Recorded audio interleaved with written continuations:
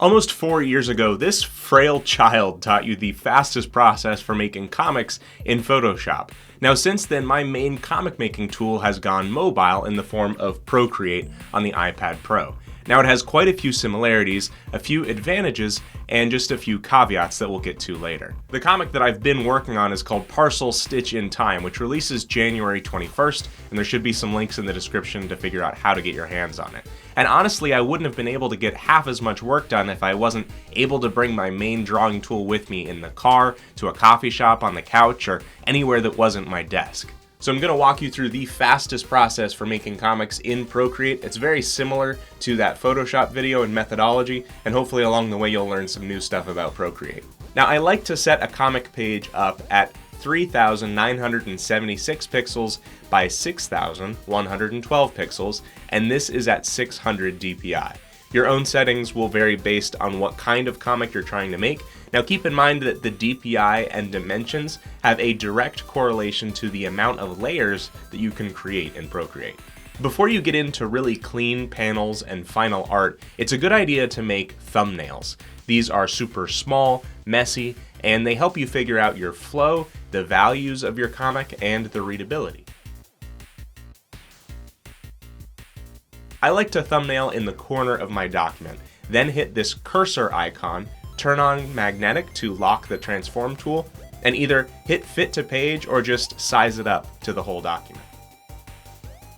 This method relies heavily on the panels that you make, so the next step is to build out our panels. Now that the select tool has a rectangle option, you could draw out each panel and fill it in, but you may have faster and more unified results starting by dragging out the whole page and subtracting the gutters from there.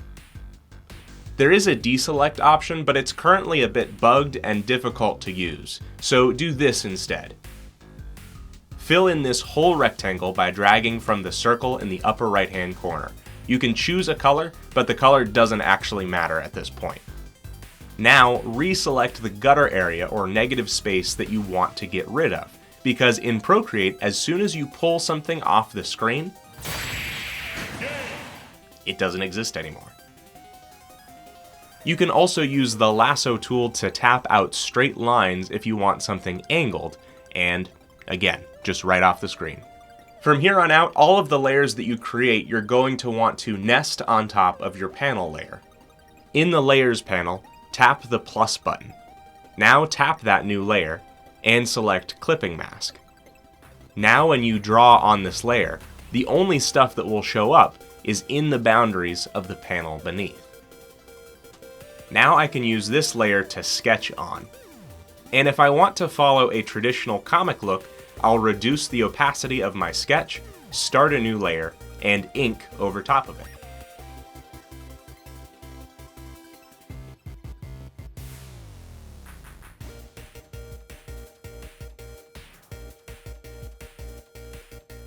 To add color to any sections that don't have gaps in them, you can mark your ink layer as Reference in the Layers panel. Then in a color layer beneath, drag the color in. You'll notice here that if I drag an ink line from the outer boundary of my character to the other end of them outside of the panel, even though it's not visible because we're nested to the panel underneath, this will still create a boundary for the reference so that no color can escape the gaps. Next, you'll see me adjusting some of the colors, locking the opacity of my line art layer in order to add color to it as well, typically a darker color than the fill inside. Then I'll add some quick splashes of color behind the character, add a Gaussian blur to that, and adjust the value of it in the hue, saturation, and brightness sliders. Now when it comes to speech balloons, you have two options. You can drag out and fill ellipses next to the rectangle tool from earlier, and then make the tails with the select tool. You can also use Procreate's new Quick Shape tool to create a circle, tap and hold with a finger to make it perfect if you'd like, and then fill it in. You can also make quick lines the same way for the tails. Now here's where there's a bit of a rub in Procreate's current state. There ain't no text tool. So if you want to add text by typing instead of hand lettering, which is an option, you'll need to either make it in another program and bring it in, or export the page to Photoshop to finish it up.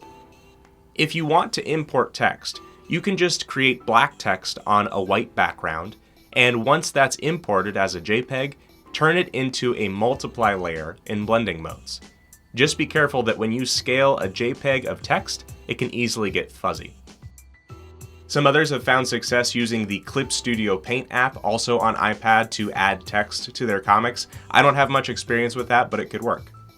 If you ever have a layer that you want to nest layers on top of by itself, you can always select the negative space outside of your panels with the automatic select tool, and after unnesting or denesting, anti-nesting that layer, delete that selection.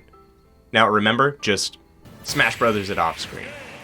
This really just scratches the surface of the comic making process, but I've found it to be the fastest one for making comics in Procreate. A lot of the tools that they've added recently are game changers. Let me know if you'd like more videos about comics or Procreate, and keep an eye out for Parcel Stitch in Time on January 21st.